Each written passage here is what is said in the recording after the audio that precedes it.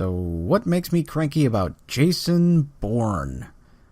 Well, since I could barely tell what was going on in the movie half the time, I'm not entirely sure how to answer that. You know, the original Bourne movie has often been credited for making that frenetic, in-your-face, hyper-edited action style we've all come to know and loathe popular. And now we've come full circle. I swear they just strapped some cameras to a bunch of hamsters, shot them up with cocaine, and turned them loose in the streets of Las Vegas. I can't recall one shot in this whole movie where the camera is not moving in some way. Though considering how fast this movie cuts between shots, I quite literally could have blinked and missed it.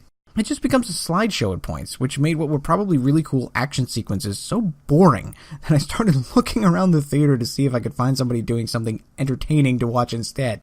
I feel terrible for the stunt teams who clearly went to enormous trouble to stage these extremely long and complex chases and fights, only to have the final product to be practically unintelligible. It's just extreme close-ups of things that you can barely identify flashing by as the camera bounces and shakes all over the place. There's a part with a SWAT van plowing through traffic, and most of it is spent zoomed in on the car bumpers getting knocked into the air. And when I say these are long chases, I mean more like interminable. I'd say at least 75% of this movie consists of some kind of chase. But the only parts of them that are easy to actually follow are the endless shots of somebody just walking really fast in a random direction. And that's not helped by the fact that the plot is both vague and stupid, so I had absolutely no reason to care that I couldn't see what was going on either. Apparently the CIA has still not learned how to create a Black Ops program without having files about it all over the place. Not that the new Black Ops program has anything to do with this. I mean, the girl that worked with Bourne in the last two movies somehow still has access to their system, so she gets the files, and lucky for her, there was information about Bourne's father and the Treadstone program that created Bourne, so she has an excuse to drag him into a movie that ordinarily should have absolutely nothing to do with him. I think that might be why all these otherwise great actors are so stiff and awkward the whole time. Even they know this whole movie is stupid and pointless. Or maybe they were just distracted by the hamsters, who knows.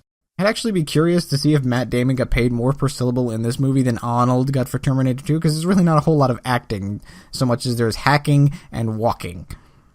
Oh yeah, and speaking of the hacking, this is one of those movies where computers are magic.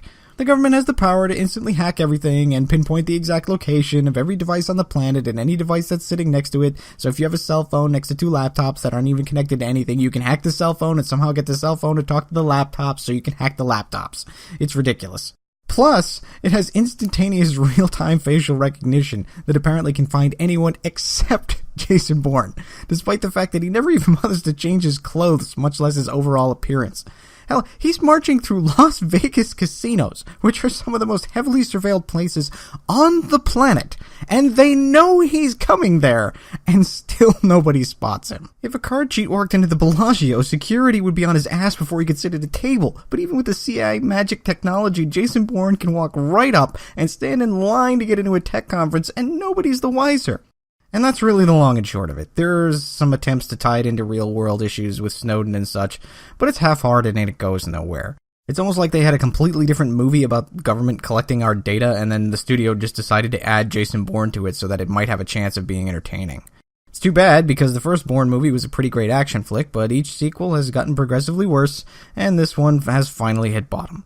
So I'd say take a page from Jason Bourne's book and just forget this one exists at all. It's not worth your time.